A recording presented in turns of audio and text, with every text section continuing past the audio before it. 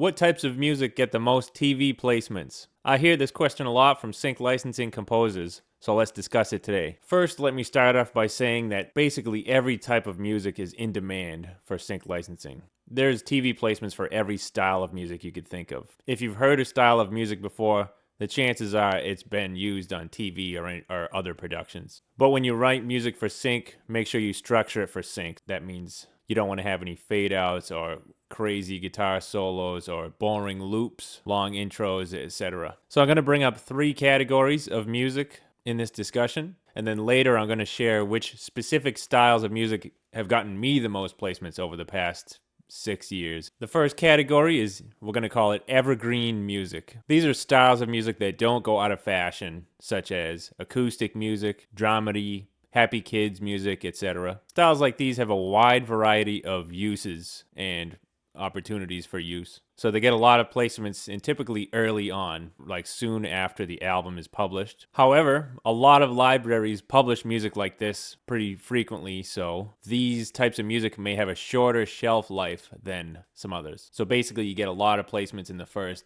2 or 3 years with these, and then probably not much after that. The more common the style, the more frequently music supervisors will look for new tracks like those. Basically, they'll probably use it a few times, and then the library might drop some more similar music within the next few months, and then they'll start to gravitate towards that, because these styles of music are basically a dime a dozen. So music like this can do well for 2 or 3 years before it starts to decline. Okay, the second category of music is trendy styles. These are styles that are popular right now. I'll name a few: K-pop, stomp and clap rock, and lo-fi music. It's similar to the last category, so these types of music will place early and often, but perhaps the shelf life will be not as long.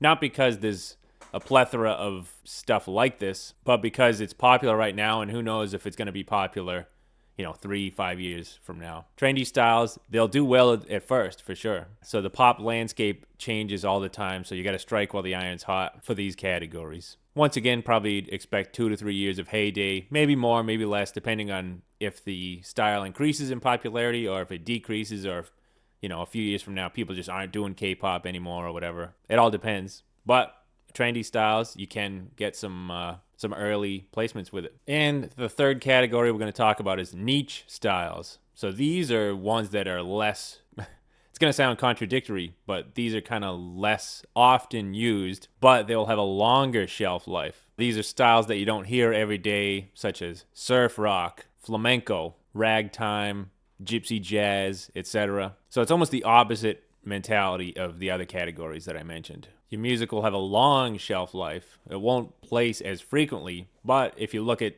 say, the total placements you get through the music over 5 or 10 years, it might be more than these trendy styles or the evergreen ones, which are like used like tissues or whatever. They use it once and they throw it away. You might get one of these like a ragtime track. You don't see that too often. So a music supervisor might just find that album, save a few tracks, and then anytime they want to use something like that, they'll use that one.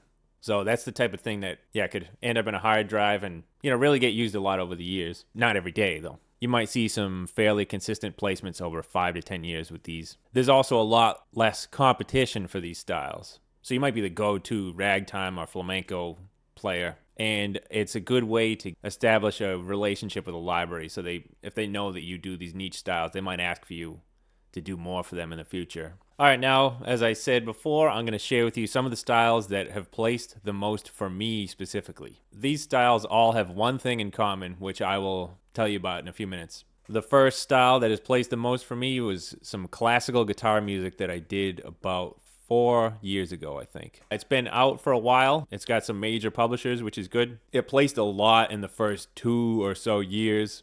Like, I was getting placements maybe 5 to 7 per month, which is really good. So it was a full album that I did for one library, 10 tracks. I still get solid royalties from these tracks through re-airings and some sync fees and other fees, but it doesn't place too much anymore because I think there are other albums like that coming out, so people are using the new ones. So this falls into the evergreen category. It did very well at the beginning, not so much anymore, but Yeah, good to hit all these categories. The second style that has done well for me is stomp and clap rock. I have one album in particular of this that just does really well. I did it about 3 years ago. It got a lot at the beginning and it's still getting a lot of placements now. So it's lasting, frankly, longer than I would have expected. There's also several commercials that I've gotten through this and a lot of sports and reality placements. So this style places almost exclusively in the US. I think this style is just popular in the US and it's not really popular in, say, China or India or even Europe. It doesn't really place much. I attribute the longevity of this album to the fact that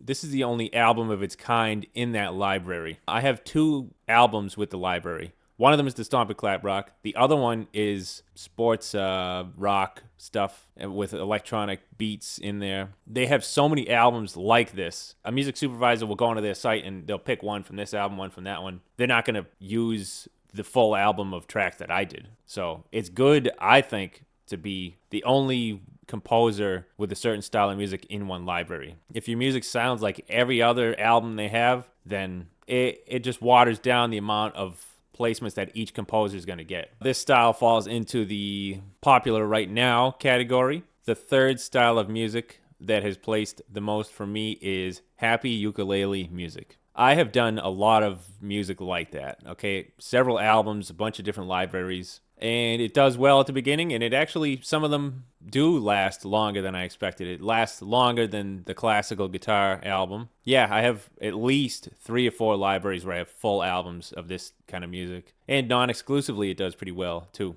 Even after some of the albums are 5 years old, 4 or 5, they have pretty decent longevity. Once again, this is another evergreen style of music. So those are the top 3 styles that have placed well for me. So what is the one thing that they all have in common? Well, these are the styles that I am best at. Music that is written genuinely always sounds better. So I recommend that you do whatever styles of music you are best at. Since I'm a guitar player, the guitar and ukulele stuff, it's easy for me. It's fun. I can get into it. If you just blindly write styles of music that someone told you to, then it's probably not going to convey the genuine passion and uniqueness that you would bring to the table. If you're good at hip-hop beats, write that. If you're good at EDM, do that. Ask an EDM producer what type of music they place the most. And ask a country singer what type of music they place the most. The answer should not surprise you. So yeah, like I said, the style doesn't matter too much, but the quality, the songwriting, and the syncability, those are what matter. Every style is in demand. Find TV shows that use the specific type of music that you write and work with libraries that place music on those shows. The most important thing is that the music is interesting and structured for sync. And if you get good at creating alternate edits, like 30-second and 60-second and underscores, you will have a better chance at getting commercial and promo placements. I'll say this too, placing your music often is dependent on working with good libraries. I've had some really good music just sitting on the shelf in some libraries for years, didn't really do much. Then other libraries, they'll release the music and then you could get 6 placements in the first month maybe. So working with good libraries is important. And check out this video that I did which discusses how to find good music libraries. So I hope this was a helpful video that clears things up a bit. You decide which type of music you would like to write. And I almost guarantee that whichever style you're best at is the one that you will place the most. We'll see you guys next time. By the way, guys, I also offer one-on-one sync licensing virtual courses. You can check them out on my website, check out the details. Link is in the description. Classes can cover whatever you want, such as mixing critiques, how to submit to libraries, how to compose music for TV, mixing and mastering techniques, finding music libraries, and much more. So sign up today.